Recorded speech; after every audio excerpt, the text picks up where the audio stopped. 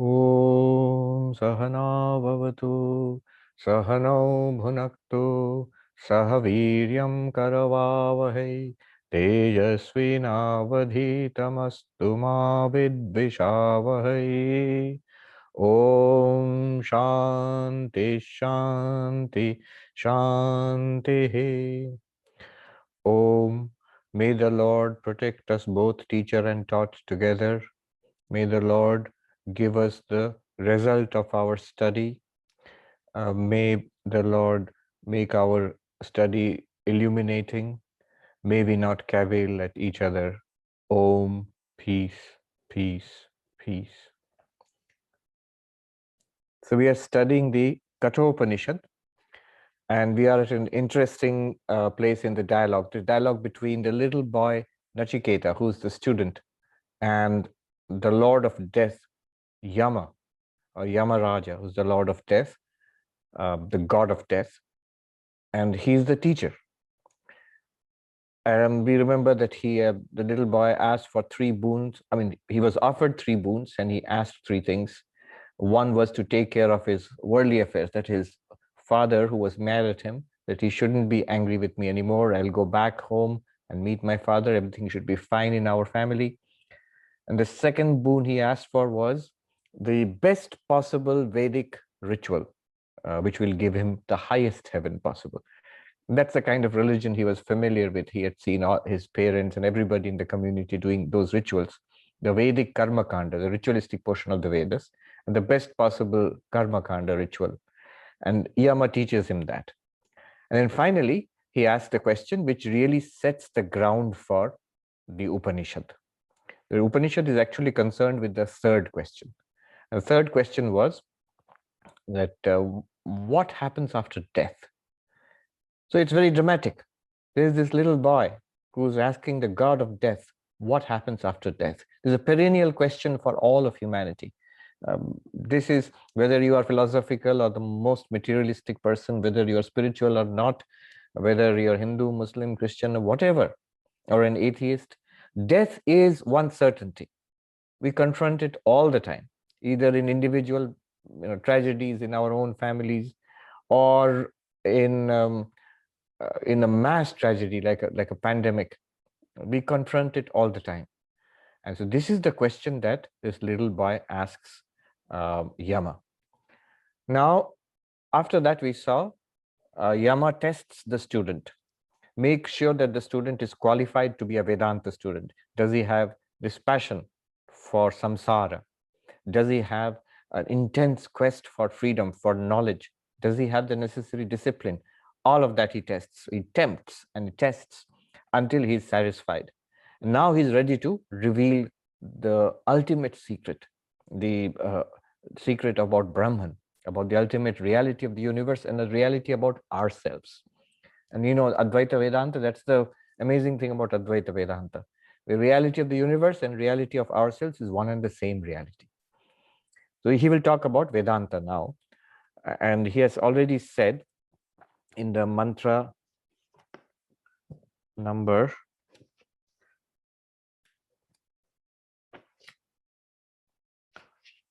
13 that I consider, O Nachiketa, may there be other students like you, and I consider that the house of Brahman is open to you. House of Brahman in the sense of Brahman is open to you, that enlightenment, God realization, moksha, nirvana, whatever you call it, it's open to you. Now, Nachiketa, who has been patiently waiting for this time, he restates his question. So the 14th mantra, we're going to do the 14th mantra. We're going to start from there. The 14th mantra is Nachiketa's question. It's not a new question. It sounds like a new question. It is the same old question, but you will see it's put in an entirely different way. We'll do that first, and then we'll see the speciality of this question. So in the 14th mantra, Nachiketa asks, Anyatra dharmad, anyatra dharmat, anyatra asmat krita kritat, anyatra bhuchacha bhavyacha, yattat pashyasi tadvada. He says, O Lord of Death, since you think that I am fit for this knowledge, now tell me that which I had asked for. What had I asked for? He says, that reality which you know, yat pashyasi, you know it, you see it. We don't see it. You see this reality. What kind of reality is it? Anyatra dharmad, anyatra dharma, which is beyond dharma and adharma. Let me give you the translation, then I'll explain it. That reality which you see, which is krita akritat, which is beyond cause and effect. That reality which you see, which is other than the past and other than the present, other than the future, the timeless reality which you see. Yattat pashyasi, you see it, you know it, you have realized it. Tad vada, tell me that. Speak of it. What does it mean? Notice the question is the same question which has been dramatically restated. What was the original question? That what happens after death? My question is about that. Among human beings, among the immortals too, there's this great confusion about what happens after death. You are the right teacher to tell me about it. Please tell me what happens after death. And here the question is being put in a much more philosophical, much more precise, technically correct way, much more Vedantic way. We'll see what it means. But notice the importance of putting it in both these ways. The original way was so dramatic. Here's the little boy who's asking this question, which is common to all humanity at all times in all civilizations. What is death? What happens after death? Everybody, we confront it, either theoretically, but ultimately every one of us, we have to face death. We have to see it in the case of those who are close to us and in our own case also. So everybody has this question. Every human being has this question for all times in all civilizations. So Nachiketa is our voice. So it's so dramatic. And it's good that he asked it that way. I doubt whether this question which he's asking now is technically more correct. It's a more Vedantically well-phrased question. But if he had asked this instead of the original question, if he had, when Yama said, ask for the third boon, and if Nachiketa at that point had said, well, O Lord of Death, tell me that which is beyond dharma and adharma, beyond cause and effect, beyond which is timeless, which you see that, you tell me that, that would have sounded so abstract and philosophical. I doubt this story would have been so famous. This story is famous because it's put in that dramatic, poetic fashion, which appeals, a question which appeals to everybody, anybody who has not even come to philosophy, come to spirituality. Even then, the most materialistic person also, the question will appeal to him. But that has been said. Now it is being stated in a much more technically correct fashion. Why technically correct fashion? Because the answer there could have been, what happens death? Well, you are a sentient being. You believe in heaven. You have asked for those Vedic rituals which will take you to heaven after death. You know what happens after death. After death, you, the sentient being, this physical body will die. Propelled by your past karma, you will go on to another life. Maybe you will spend some time in heaven, go back to another life, all because of your past karma. And this will go on. Each life you will earn some karma, good and bad. And the results of that you will get in future lives. And that's it. That's what happens after death. You know it. What are you asking? Or at least you believe it. So this is what people in Nachiketa's community at that time, the ancient Vedic people, they believed this. That's why they performed all those Vedic rituals. If they did not believe that we exist after death, then what is all this project of going to heaven and performing these rituals so that you get enough good karma to go to heaven and get a good birth afterwards? That means you know that you survived death. So that would have been the answer. But no, that is not the question. It's not a general question of what happens after death. It's a much more precise question. And that precise question is now being asked. He says, Anyatra dharmad, anyatra dharmad. What is that reality which is beyond dharma and adharma? What is this dharma and adharma? This is the law of karma. Cause and effect. We set into motion certain causes and its results are certain effects. Causes have consequences. Actions have results. So if the actions are moral, then the results will be good. Karma, if it is dharma, dharmic karma, it leads to something called punyam. Punyam means merit, good karma. And that punyam is manifested in our life, future lives, as sukha, happiness, a more pleasant life. Things go our way. our wishes are fulfilled. We have a easier life of it, more pleasant and successful life if we have a lot of good karma. If the actions are adharma, um, you know, against morality, against ethics, sinful, deliberately done immoral action, then the result will be something called papam. Papam means uh, which sin or demerit, the opposite of merit. So that, and the result of that, that is manifested in our future lives as dukkha, unhappiness. So our lives are a bundle of sukha and dukkha, pleasure and pain, and these are produced by our past good karma, bad karma, and it's a general mixed thing for us. That's how we experience life.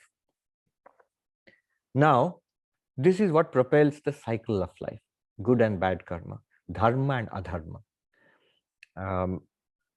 But what is Natiketa asking? Is that all that there is? Cause and effect, dharma and adharma?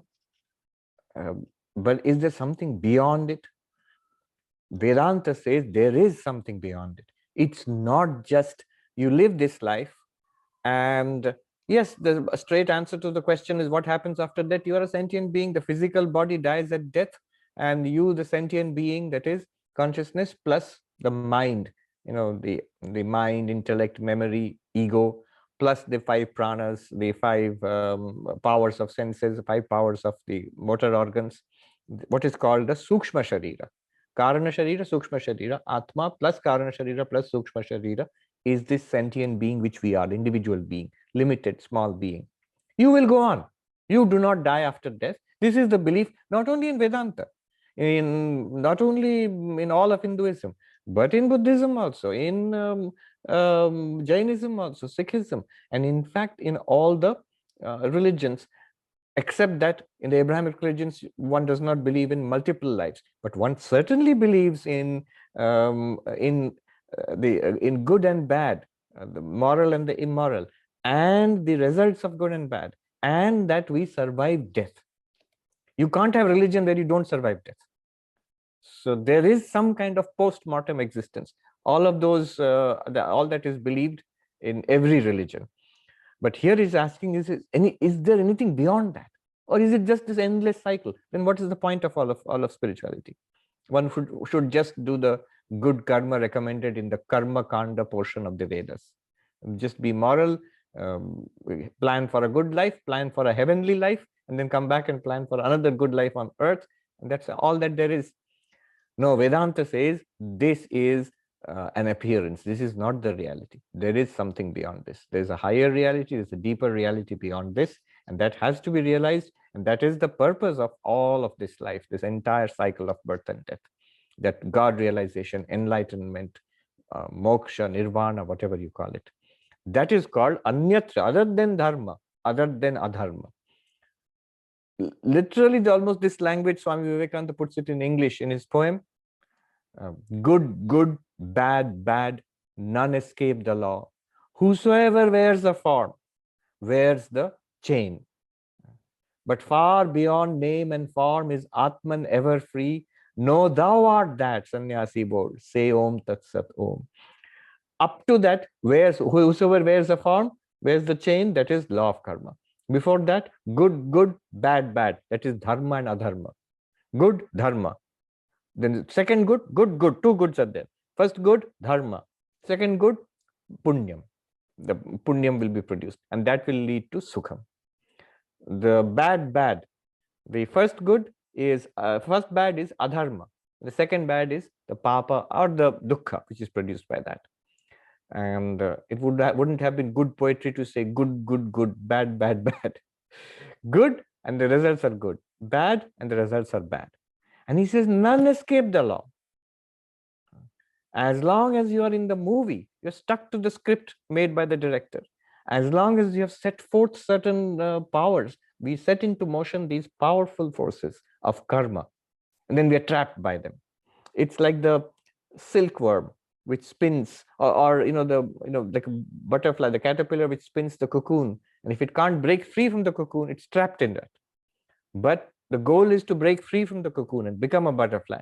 Similarly, for us is to break free of the cocoon of karma and to realize what we are. So none escape the law. Yes, within the samsara, none can escape. You can't violate this law. But there is something beyond this law. And you can realize that, and you can be free of this law. You don't break it, you are free of it. Swami Vivekananda also says, another place, you can't run away from samsara. You learn how to work the machine, it will set you free. You can't run away from the consequences of karma, but you learn how to work the machine. Freedom from bad karma comes through good karma.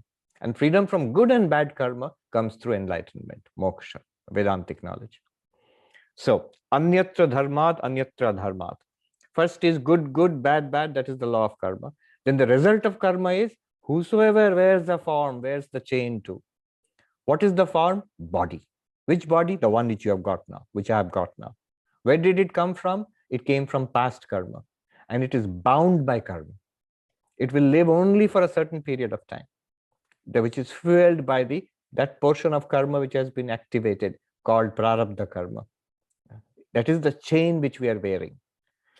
And so our freedom is actually a little limited. Our parents, we already decided for us. Our physical body is already decided for us. In fact, our lifespan is already decided for us. And certain major events in the life are already decided for us. But of course, how we play the game in this limited arena, we have some freedom there. And we generate new karma depending on how we play the game here. So that is the chain which we are wearing. Now, what is Vedanta? That is what Nachiketa is asking. Anyatra dharmat, anyatra dharmat. Apart from dharma and adharma, apart from the law of karma, there is a certain reality, and you know it. Tell me what is it. And Vivekananda is saying that far beyond name and form is Atman ever free. Know thou art that. That's basically going to be the teaching throughout the Katha Upanishad. Yama is going to tell us about the reality which is beyond karma, beyond good and bad, beyond birth and death, free from limitation, free from sorrow, and how to realize it. That's going to be the theme. That's the theme of Vedanta anyway. Another way he puts it, more philosophically, anyatra asmat kritat akritat. This reality which is beyond krita. Krita is the effect, and akrita is the cause, which is beyond cause and effect. It's not here, no longer law of karma. He is talking about the cause of this universe and the effect of this universe. In Vedantic terms, the cause of this universe is Saguna Brahman. And the effect is also what is known as the Hiranyagarbha and the Virat, the physical universe and the subtle universe. So basically, if you remember, that's why, Vedanta Sar is very useful. All of these are neatly set out there. Basically, what is the framework in order to understand these things? The framework is ultimate reality is pure consciousness. That is called Nirguna Brahman. Now, that pure consciousness in association with Maya, if there is only one reality, where does Maya come from? It doesn't come. That's the paradox of it. It is not a separate reality which has to be accounted for. So, limited by Maya, that ultimate reality appears to be, does not become, appears to be Saguna Brahman. Nirguna Brahman now appears as Saguna Brahman. What is the relationship between them? Actually, no relationship, because it's an appearance. Nirguna Brahman is nothing other, and Saguna Brahman is nothing other than Nirguna Brahman through the lens of Maya, through the lens of time, space, and causation. Time, space, and causation. Then this Saguna Brahman is God, is the God of religion. Another name is Ishvara, name is Bhagavan. This is the one which in various ways is understood in Hinduism as Shiva or Maheshwara, as Vishnu, as Devi, the Divine Mother, Durga, Kali. All of them, they are not separate realities. They are all this Saguna Brahman. Pure consciousness plus Maya, the power of Maya. Now, what happens next? Next, from this power of Maya, a subtle universe is produced. And how it's produced, I will not go into that. All that is Vedanta Sara. Details are there, from which the 5 elements emerge, subtle elements. And from those 5 subtle elements, our minds are formed, our pranas are formed, and all of this. So this entire subtle cosmos, that same pure consciousness, limited by Maya, plus further limited by this subtle cosmos. The subtle cosmos is called the cosmic mind, is now called Hiranyagarbha. From this further comes the physical universe which we see now, and our physical bodies. This is called Virat. Same pure consciousness, limited by Maya, limited by cosmic mind, now limited by the cosmic body, is called Virat. So this Hiranyagarbha and Virat are called the effect Brahman, Karya Brahman. And Ishvara, Saguna Brahman, is called the Karana Brahman. What is the cause? The cause is Ishvara, consciousness plus Maya. What is the effect? The effect is our subtle universe and physical universe, behind which lies Hiranyagarbha and Virat. Remember, when I say subtle universe and physical universe, that's not exactly the same as Hiranyagarbha and Virat, because consciousness plus the subtle universe, including the causal universe also, is Hiranyagarbha. Consciousness limited by the causal power of Maya, limited by the subtle universe, limited by the physical universe, is Virat. It's like the man in himself is not a police officer, but when he puts on the uniform of the police officer, that man plus his uniform, the police officer, now has the powers, the form and the powers and the name of a police officer. That uniform is not a police officer. Similarly, the physical universe is not Virat. The cosmic mind in itself is not Hiranyagarbha. Consciousness plus cosmic mind is Hiranyagarbha. Consciousness plus cosmic mind plus entire physical universe is Virat. Again, all of this sounds very complicated, but we experience it every day. Just look at our own experience. Our own experience in deep sleep is like the causal universe. It's blank. Yet the seed of who we are is there, because every morning we wake up to the same old life. So we are in the seed form in deep sleep. That's like at an individual level, and the cosmic level, it is called Ishvara or Saguna Brahman. When we go into a dream state, we are dreaming, we are there, I, the consciousness, limited sentient being with my mind, I'm generating dreams. That's the dream state. At the cosmic level, that's the Hiranyagarbha. And then when I wake up, this physical universe, I have a physical body and sense organs to interact with the physical world. This is at the individual level. At the cosmic level, it is called Virat. So it's not difficult to understand. What do we mean by causal? By causal, we mean something like what you experience in deep sleep. What do you mean by subtle universe? It's something that you experience in dreams, and also now when you think within yourself. That's the subtle universe. You think, you perceive, you feel, you desire, you know, understand, remember. All that is a first person experience going on within us. That's the subtle universe. And what is the gross universe? This physical universe, which we, the public universe which we are inhabiting. All right. Why am I saying all this?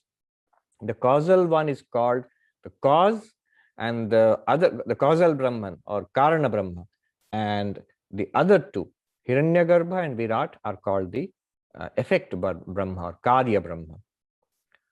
All this explanation is just, everything is compressed by Nachiketa into saying that I am not interested in this universe. I am not interested in the mind also. I am not even interested in that cause of all of this, God. Not even that. What is other than cause and effect? What is other than God and universe? What is other than the creator and the created? You know that. Tell me that. It's the most profound of questions. See, where does science go up to? The effect universe, Karya Brahma. Where does religion go up to?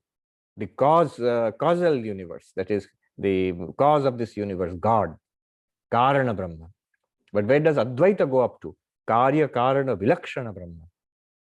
And the stunning thing about it is that Karya Karana Vilakshana Brahma, that Brahman, the ultimate reality beyond cause and effect, is you. That's the amazing thing. At the root of the universe, you find yourself, but the self, capital S. All of this, he says, anyatra asmat kritat kritat, beyond the cause and beyond the effect. That which is timeless, not in the past, not in the present, not in the future, beyond past, present, and future, not limited by time. In other words, he is saying not limited by Maya. That which is not limited by space, that which is not limited by time, that which is not limited by object. Desha kala vastu paricheda shunyam. Another name for this is the infinite. That which is not limited, the infinite, other than the finite, is the infinite. What is the finite? Past, present, and future. What is in the past is not in the present. What is in the present will not be in the future. What is in the future is not yet here now. This is limited. Similarly, what is here is not there. That is limitation in space. Limitation in object. What is this thing is not that thing. This person is not that person. This planet is not that planet. All these divisions, these limitations, this little fractured universe which we are seeing. Other than this, transcending all of this, what is that unlimited universe or unlimited reality? That you tell me. So this is the same question, what is beyond death, but put in a precise way, put in Vedantic language, put in technically correct philosophical language. This is something that a Vedantic student will appreciate. All right, now we are on subject. This has been stated so well. Good. Now Yama answers his question.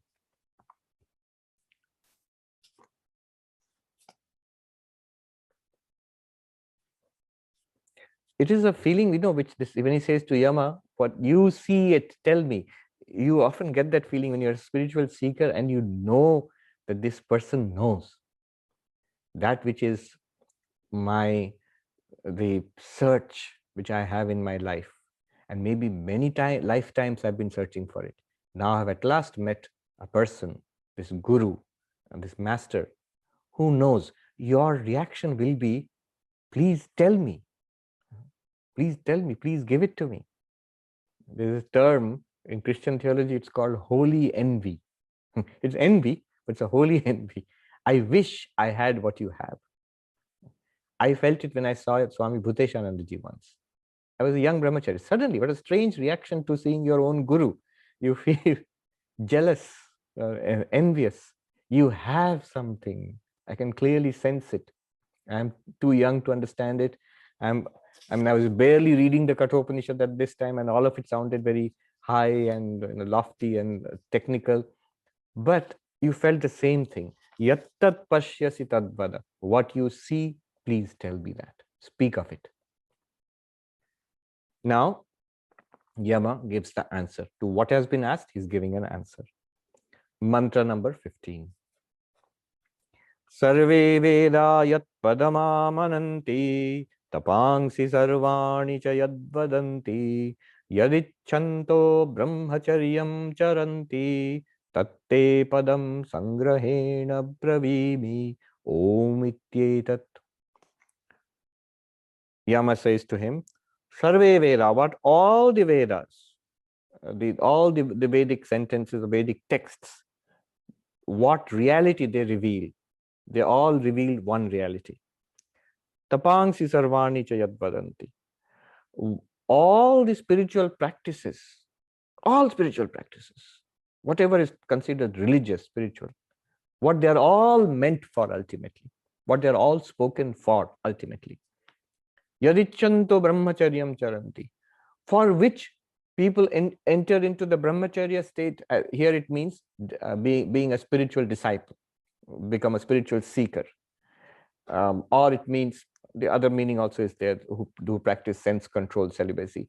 For which purpose you practice this, people practice this. Tatte padam, that reality I'm telling you. Which reality? Which you have asked for. That reality, it is the reality which all the Vedas declare. It is the reality for which all spiritual practices are meant for. It is the reality for which one becomes a disciple. Brahmachari, once again means, I'll explain again when we come to it. One becomes a disciple. That reality, I will tell you, but first I'll tell it to you in brief, in the briefest possible way, sangrahena, compressed. briefest possible way. It is Om. Om Ityetat. The answer to your question is Om.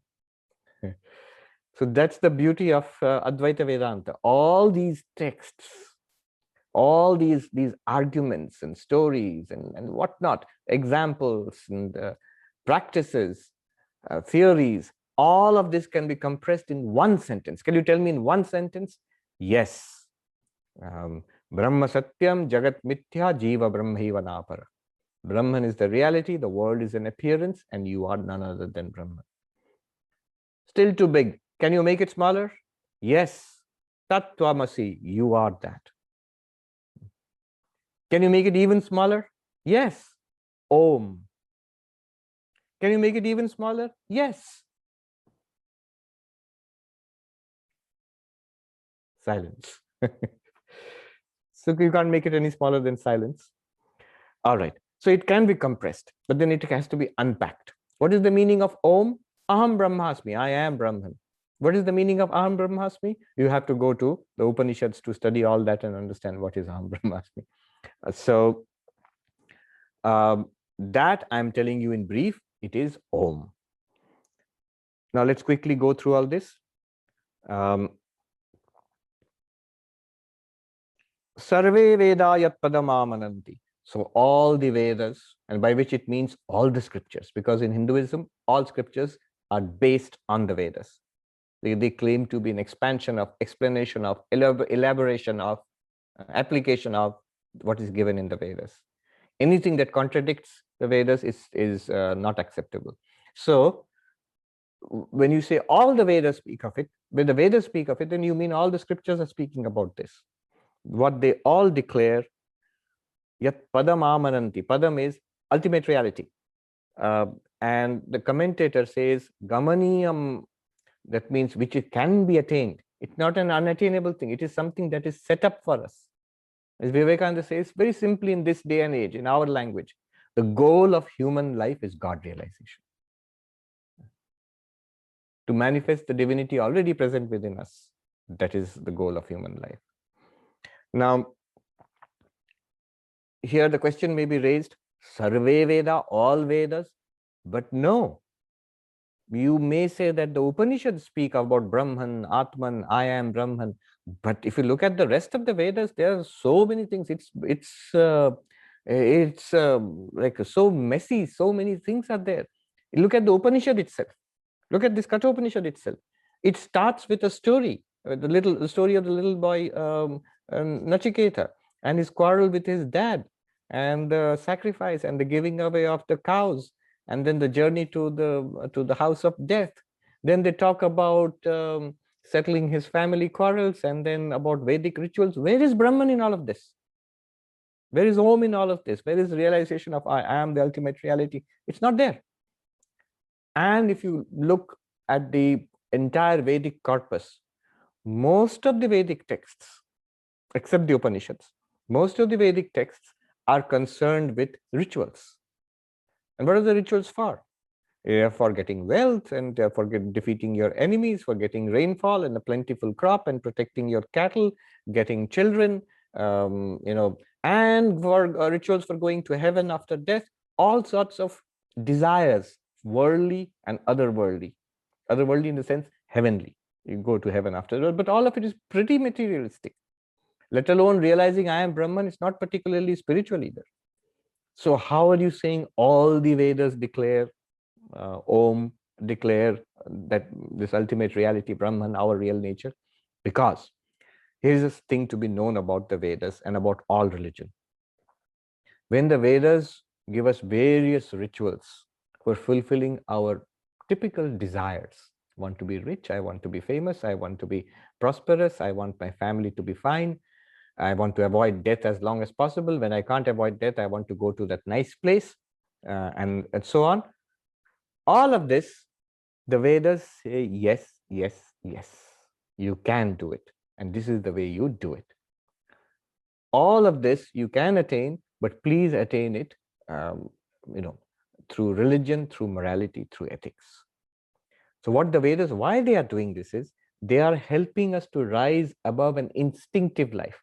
above an animalistic life.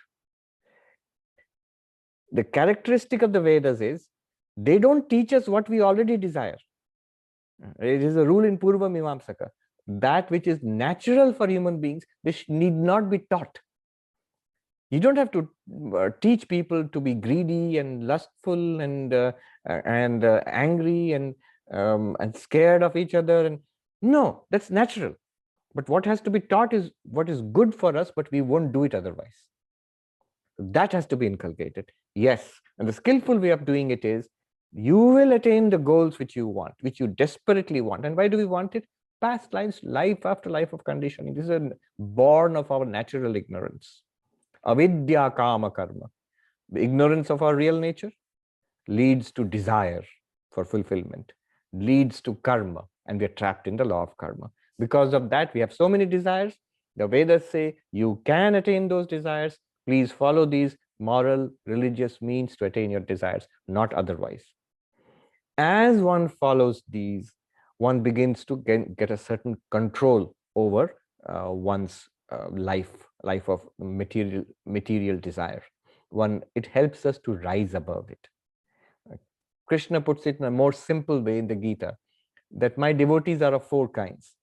Artha, Artharthi, Jigyasu, Jnanicha. Those who are in trouble, they take the help of religion. There are no atheists in the foxholes. It is a saying. There are no atheists in hospitals also. Always you will see many places, airports, hospitals, and some hotels also. Now you have meditation rooms and prayer rooms, mostly empty. In hospital rooms, generally not empty, because you are in serious trouble, and then you grasp at whatever can help. So God, yes, your desires will be fulfilled, but hold on to God. You rise that way. The second kind of devotee is again worldly, artharthi, not in trouble but wants something. They are also devotees.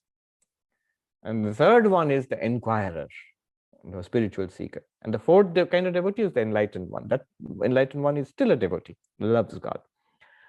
Now, what is the meaning of this? Those who come to God for worldly reasons also. Either they are in trouble or they want something more.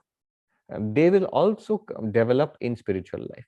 They will get a belief in God, a faith in God, and slowly they will begin to see what they wanted from God is not worth it. The little things in the world, they're all, you will get it, they're all temporary. They leave a bad taste in the mouth and they're gone soon.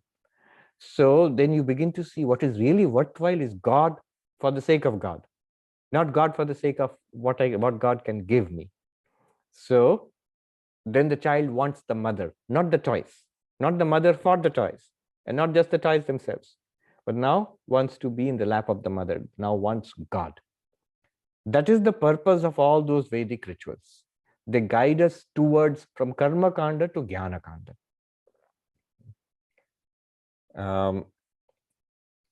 There is this story about a young monk who was Swami Madhavanandaji, I think, asked him many decades ago, what are you reading? He said, I'm reading Karma Yoga of Swami Vivekananda. So after reading that, what do you think? And I think I'm really inspired. I have to do a lot of work for the benefit of humanity. And then the Swami said, well, you haven't understood anything. If you really understand Karma Yoga, all your spriha, your thirst for action and doing would go away. That is the ultimate purpose of Karma Yoga, is to take you beyond action, through action, beyond action, through the satisfaction of desires with the help of God, within the limits of morality and decency, to beyond this hankering for worldly desires. That's why all the Vedas say that. So the Vedas are pointing towards the Upanishads, the Jnana Kanda, which teach you about Brahman. So even while they are satisfying our worldly and otherworldly desires, they are pointing us towards that which is beyond desire, beyond worldly and otherworldly desires. That is the purpose of the Vedas. If suppose that is not there, if they directly told us you are Brahman, give up everything, well, then we won't give up everything. We'll give up the Vedas then, but we won't give up everything. We need to be skillfully guided into the higher reality. Otherwise, there is a saying Guru chim pivatata. There is a, it's a medicine which is coated in gur, that is sugar candy or molasses, and is given to a little child who doesn't want to take medicines, and the mother gives this. It's sweet, it's nice, take it, but actually inside it there's the medicine. And who gives this example? Sureshwaracharya in one of his Vartikas gives this example. What's going on in the Vedas? It's exactly like that. It promises nice things, whatever we want, but it's a trick. It will bring us to Vedanta ultimately, if it works properly. So should we go into the Karma Kanda? Not us. Those who have already come to Vedanta never go back to the Karma Kanda. Karma Kanda is meant for those who are religious, but they're primarily still religious for worldly purposes. Who are they? You are surrounded by them. You are in a minority. The people, you go and sit in a temple, people who are sitting all around you, I can guarantee 9 out of 10 of them are there, are Karma Kandis. Who are there are for this purpose. And nothing wrong with that. But if you have already risen above that, you have, because you are here, you have already risen above that. And then don't go back to that. Even all spiritual practices, tapangsi sarvani chayad vadanti, truth, satya, ahimsa, non-violence, brahmacharya, sense control, aparigraha, non-acceptance of, non-accumulation of possessions, asteya, non-stealing. So all of these practices, the fundamental practices which are necessary for a yogi, plus all the other practices, like somebody is fasting, somebody performs long pujas and rituals, somebody chants the Gita. So many kinds of practices that we do. And here he is saying, Yama is saying, all practices, everything without exception, whatever you see in religion, all the practices are ultimately meant to bring you to enlightenment.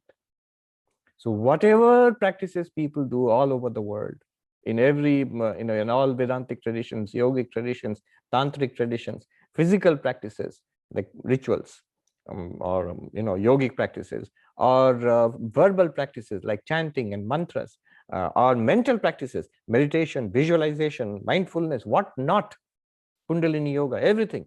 He says here, all of them are finally meant to bring you to this teaching I'm going to give you now. Yadichanto brahmacharyam charanti. Brahmacharyam is what? The commentator says, Gurukula Vasa Lakshana Anyadva. Or just the sense control, celibacy, sense control, that brahmacharya, or going to a guru and staying with a guru. Notice, there's a certain point to be made here. When you talk to somebody who has the traditional structure of life in mind, you have studentship, which is called brahmacharya. Then you have a householder life, which is grihastha. Then you retire, step back from the householder life to spend time in spirituality, that is vanaprastha, literally going to the forest. And finally, sannyasa, life completely dedicated to enlightenment, God realization. Now, to such a person, when you say brahmacharyam charanti, so you say, does that mean I have to go back to school or college again? That's the thing in the mind. Brahmacharya is the first stage of life. No, here brahmacharya means becoming a student of a Vedanta teacher. So going to a guru and learning Vedanta, for which purpose people become a disciple. In a more general sense, you say, when you are a spiritual seeker, you seek out a spiritual teacher and you start following a spiritual teacher. It could be any tradition. You could be a devotee, you could be a tantric, you could be a meditator, you could be Buddhist, Jain, whatever. You follow a spiritual tradition and you'll have a spiritual teacher. And you become basically a seeker, a disciple once again. Disciple is important, that idea. Seeker also is a very vague thing. Disciple is more fixed, that you follow the disciplines of being a disciple and you are committing to a particular way of life and a particular tradition. You're following it up. Otherwise, seeker also is, in today's day and age, I'm a YouTube seeker. Nothing wrong with YouTube, But then there are so many things there. Supermarket of religion and spirituality. One must commit and follow. When one commits and follows a particular tradition, then you are a seeker, that you are a disciple. Before that, not a disciple. So for which purpose people become disciples, become spiritual seekers and disciples? All of that I'm going to tell you in brief. It is called Om. Now it's very well selected, because the most important mantra in all of Hinduism, in all of Vedanta, is Om. In all of Hinduism is Om. All mantras start with Om. All rituals and pujas, you have to use Om. You find that in the religious iconography in all Hindu temples. Whatever the tradition, it doesn't have to be Vedanta. It could be any kind of tradition, any part of India, any kind of Hindu tradition has Om, and that's most important. All the texts of various traditions have Om. Not just Hinduism, all the religious traditions which have come out of India. So most ancient religious traditions, like in Buddhism, one of the central mantras is Om. In Jainism, one of the central mantras is Om. If you look it up, you will see. Jainism, they have different connotations, different interpretations. So Om. In Sikhism, the highest reality is called Om, Ik Omkar. One Om is the highest, ultimate reality. So Om is central to the entire spirituality of India since the most ancient times. That's why it's very well chosen by Yama. He says it is Om. Now, I will explain a little which needs to be known before we go into the rest of it. Shankaracharya here in his commentary, he says, Yad Bhubhutsitam, what you wanted to know, it has been said to you. See, all that you asked, what happens after death? Tell me that reality which is apart from dharma and adharma, that means which is not subject to the birth and death cycle, which is not even God, not even this universe, apart from the creator and the created, apart from cause and effect, which is timeless, which is beyond, not limited by time, space, object, which is the infinite. That reality, tell me. I'm telling you, it is Om. All right. Now, two things are meant here. So it's so compressed, little explanation is necessary. Shankaracharya just uses one word, one long Sanskrit word. He says, Om, Om Shabda Vachyam, Om Shabda Pratikam Cha. Okay. The meaning of Om and the symbol that is Om. So what is this meaning of Om and the symbol that is Om? Now, one must realize that in Vedanta, the core is, of course, that ultimately there is one non-dual reality, existence, consciousness, bliss, and you are that. Somehow you don't know it, we don't know it, and we have to realize it, and Vedanta will show us how to realize it. So that's the core of Vedanta. And Om stands for that. Where do you find it? Mandukya Upanishad. The classic place is Mandukya Upanishad. There you remember, Om is used, but how is Om used? It is used for Vedantic inquiry. In the Mandukya Upanishad, primarily, all these words are being used very carefully, because primarily in one sense, they're secondarily in another sense. Primarily in the Mandukya Upanishad, Om is used for Vedantic inquiry. How? If you remember, Om, the word can be decomposed into three sounds. A, U, Ma. In Sanskrit grammar, if you join A and U, by the rules of grammar, it becomes O. And you have the Ma at the end. Then you put O and Ma together, you get Om. So that's how Om comes. But actually it is three sounds. A, U, Ma. And by the way, don't ever chant it as Aum. That's wrong. Just for silly. Om is the correct chanting, but it consists of A, U, Ma. Now, so what? The way it has been used in the Mandukya is this.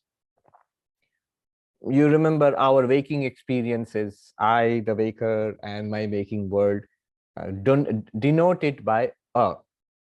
When I fall asleep, I, the dreamer, and my dream world, denote it by U. Denote it means call it U. And the deep sleep blankness, call it Ma. So the three sounds of Om, A, U, Ma, are now the names, or they mean waking, dreaming, deep sleep. Waker, dreamer, deep sleeper. And the silence beyond Om, when you say Om, silence beyond Om, just after you finish chanting Om, that silence denotes the consciousness in itself, which is neither waker, not dreamer, not deep sleeper, but the waker, dreamer, and deep sleeper are not apart from it. Remember the gold and ornaments example, the necklace and the bracelet and the ring and gold itself. So gold itself is not a necklace, not a bracelet, not a ring, but necklace, bracelet, ring, if they're golden ornaments, they cannot be apart from the gold. Similarly, waker, dreamer, deep sleeper cannot be apart from consciousness, but in itself, consciousness is not a waker or a dreamer or a deep sleeper. It is ever shining. Now that consciousness in itself is the fourth. The first one is waker, second one is dreamer, third one is deep sleeper, fourth is the consciousness, but that fourth is not a separate fourth. Just as gold is not a fourth ornament. Gold is the reality of three ornaments. Underlying the three, in and through those three, is the reality called gold. Underlying waking, dreaming, and deep sleep, in and through this waking, dreaming, and deep sleep, is just consciousness itself. That is the turiya, or the fourth. And this fourth turiya is indicated by the silence after Om. So this is how Om was used in the Mandukya Upanishad. The meaning of Om is turiya. And if you break it up further, it means waking, dreaming, deep sleep. Physical, subtle, causal. Physical is Virat, Hiranyagarbha is the subtle, and causal is Ishvara at the cosmic level. I'm just summarizing all of Mandukya. I'm just rushing through it. At the individual, our individual level, the waking and dreaming, the waker is called Taijasa. Waker is called the Vishwa, and the dreamer is called Taijasa, and the deep sleeper is called Pragya. Pragya, Taijasa, Vishwa, Taijasa, Pragya, Virat, Hiranyagarbha, Ishvara, and underlying all of this is one reality, Turiya, or pure consciousness. This is the structure, and the whole thing was indicated by Om. By an analysis of Om, or rather by analysis of our conscious experience, what we get, that is all summarized by Om. That was the meaning of Om. Here Shankaracharya just says Om Shabda Vachya. That's it, finished. What is meant by Om? All of Mandukya, what we studied, the 4 chapters, Agama Prakarana, Vaitatya Prakarana, Advaita Prakarana, the Alata Shanti Prakarana, all those 4 chapters, all of that profound philosophy is just Om. Now, that's not all that there is. There is another use of, very important use of Om. Om can be used as a symbol.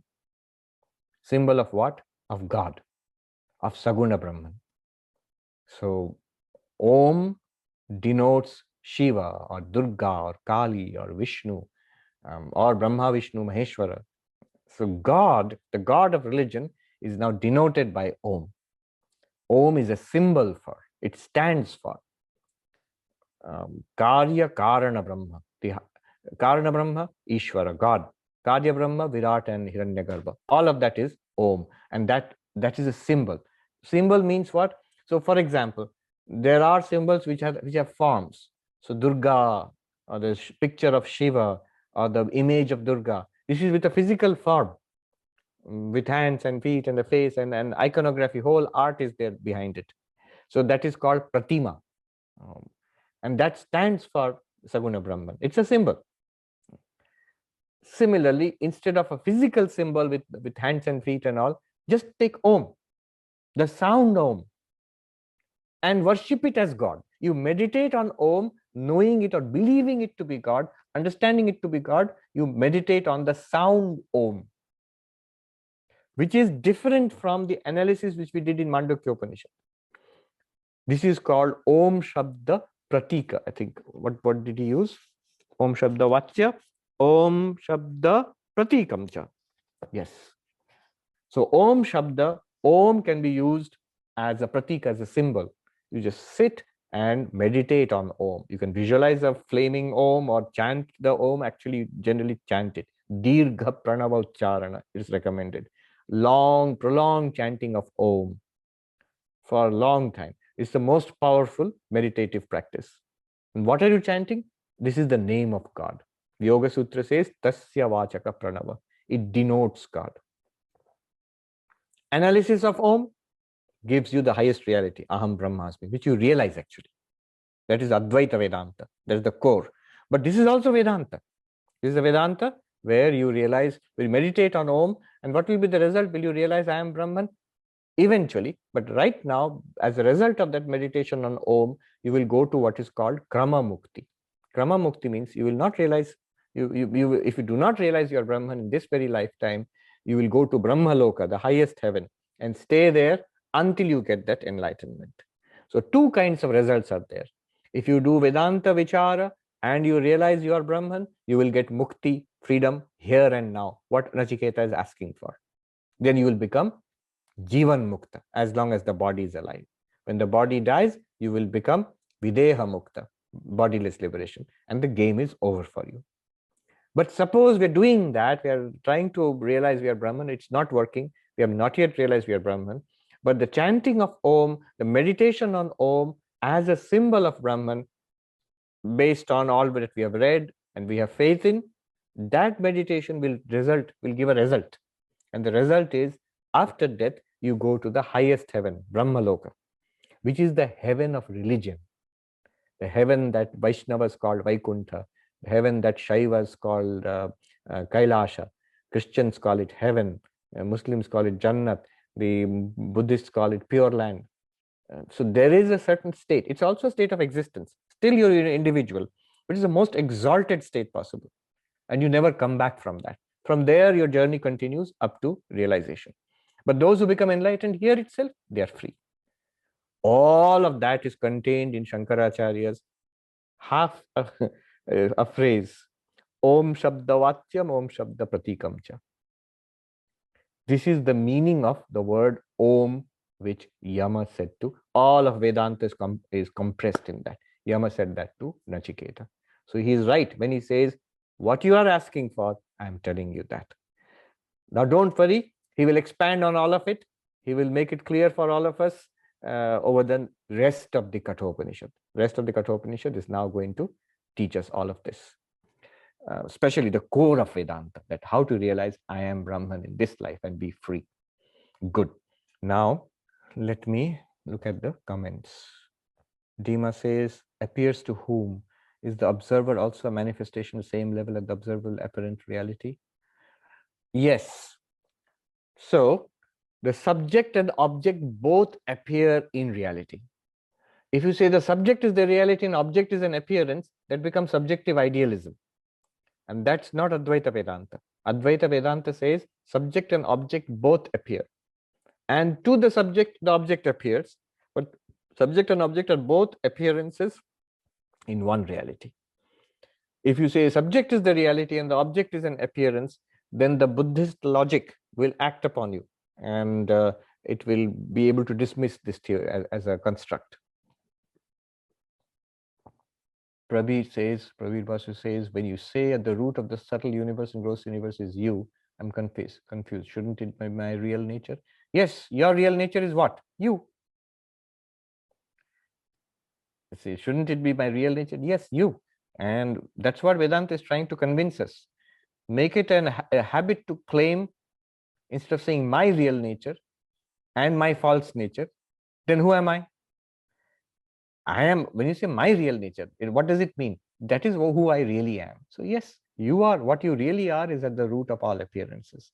So your real nature is at the root of all appearances, but be careful about the use of language. Language again and again tricks us into duality.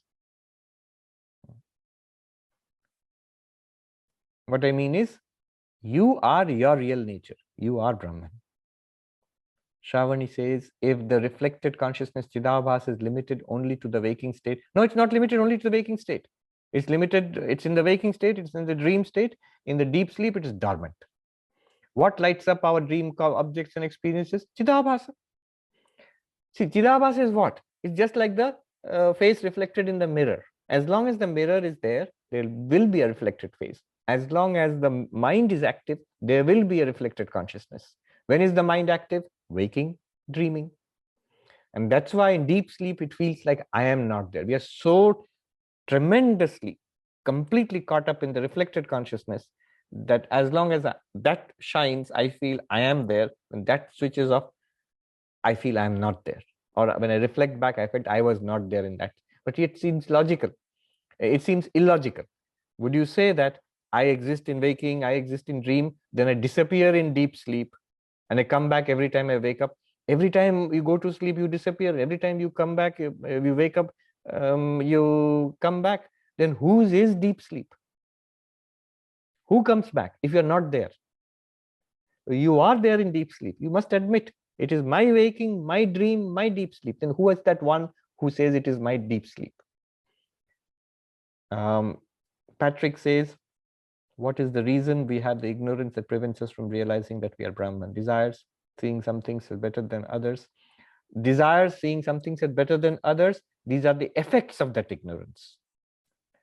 The cause of ignorance you cannot find, because I talked about this many times. See how deep it goes. When you say cause of ignorance, you're asking for cause of Maya.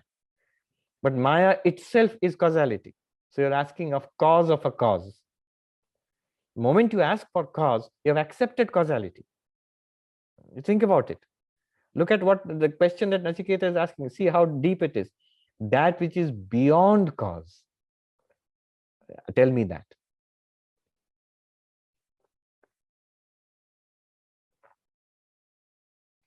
Shravani says, did karma and karma kanda and jnana kanda reveal sequentially in time to the Vedic sages? Are these reflective of human evolution in time, from pleasures to renunciation, higher pursuits, or did they always coexist to appeal to different kinds of people?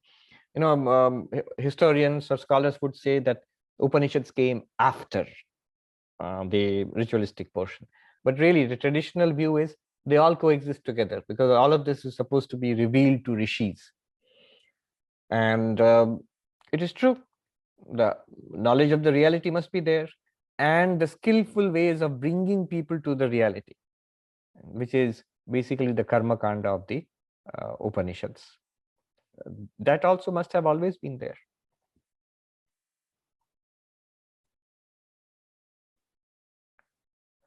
Notice this karma kanda and jnana kanda, the spiritual part of it, core spirituality, and the general religiosity of trying to satisfy your worldly and otherworldly desires through religion.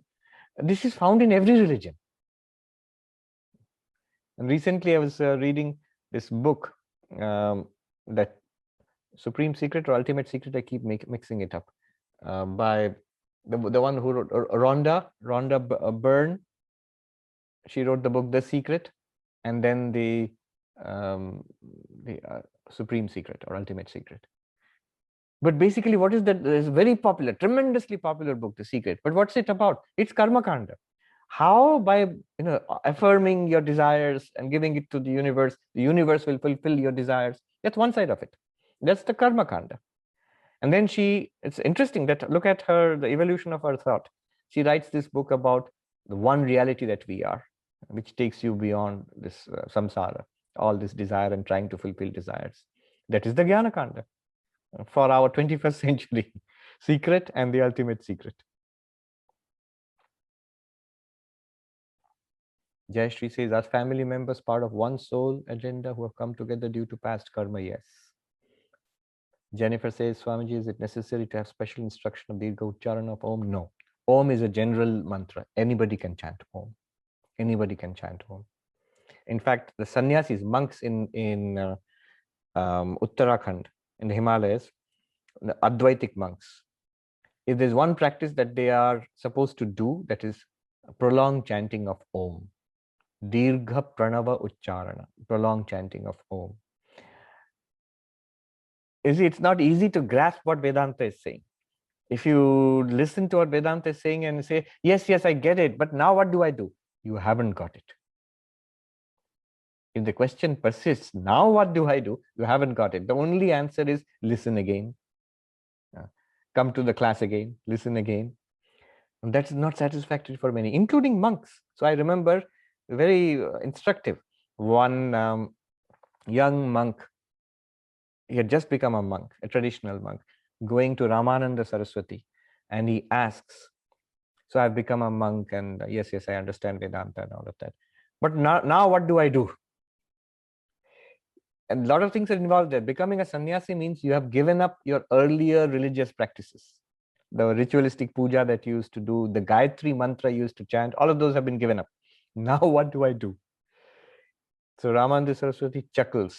He says, wahi to ab kya karoge? Well, you are right. What do you do now? Well, what can you do? He says, chant Om. That's a general instruction. If you want to do something, you can chant Om. I've also shared this with you, something that Swami Sarvapriyananda shared with us. When he became a monk, he, leading the group of newly minted monks, went to their sannyasa guru, Swami Gambhiranandaji, who was the 11th president of our order. In fact, this book, the translation is by Swami Gambhiranandaji. There's many wonderful translations of the Upanishads and the Gita. When I was at Harvard 2 years back, it is his translation that was being used there. So anyway, they went to Swami Gambhiranandaji, who was famously, he was not loquacious, he was laconic, very few words. So Atmapriyanji asked a question that we have received the Mahavakya, profound sentence from you, Aham Brahmasmi, I am Brahman. How many times should we repeat this? Just the first thing that comes to our mind when you get, like a mantra, you repeat it. How many times are we supposed to repeat this one? And Swami Gambhiranji, he used to sit with his eyes closed. He said, it is not for repetition, it is for realization. Any other questions? No, you may go. But you see here, what Shankaracharya indicates, Om Padavatyam, Om Pada Pratikam. Om Shabda Pratikam. That which is a symbol, that which is used as a mantra, you repeat it. Prolonged chanting of Om with many benefits. But the core idea is not repeating, not chanting Om, is to analyze Om to realize I am the witness consciousness. That is the point. Anyway, Rick says, some spiritual masters such as Brahmananda Saraswati, former Shankaracharya of Jyotirmat, taught that Om is a recluse mantra and meditating on Om alone will make one reclusive. He didn't recommend it for householders. Is this a subject of debate in Hinduism? Yes, it is among traditional pundits. I don't know how acceptable it will be in today's day and age. I used to know one monk, very traditional monk. When monks would offer water, after Shivaratri puja, he would guide us. He would chant the mantra for that, Om such and such thing, repeat, and we would repeat that and offer water to Shiva. After that, when the devotees, householder devotees would come to offer water to Shiva, he would start not with Om, but with Namaha. So that is a traditional debate, but doesn't matter. But that point is right. If you dedicate long hours to chanting of Om, will it make you reclusive? It will. And that's a good thing. Gaurav says, in the Mandukya lectures, you mentioned that some people may get the truth after listening to these lectures. Are you acting as guru, teacher, even though it is YouTube or social media source? Absolutely. I'm asking because many times it's said that one needs a guru to realize the truth. So can you enlighten others through Zoom, YouTube, etc.? I don't know what the traditional thing will be. There was no Zoom and YouTube in those days. But you listen to the teachings through a qualified teacher, it is supposed to have an effect. So we'll just leave it at that. And it does have an effect. The greatest secret, Rick says, correct. Greatest secret. And Rick actually interviewed Rhonda. I recommend that you should watch this interview. The link is here. It's on Batgap. Sangeeta says, I have heard the same by a Pandit during thread ceremony ritual of my brother, as what's mentioned by Rick above. Correct. So that's a debate. Tamika also says, I also heard the same thing what Rick mentioned. It was mentioned by Dr. Vasant Lad about Om. Yes, so there is this debate. Look, don't be afraid of Om. It can only do you good. But these issues are there. I can tell you what happened to that monk who wouldn't let householders, and especially women, repeat Om. What happened to him was outside his Vedic school. Those who are in India, you know that there's this well-known singer, Anuradha Paudwal, a lady.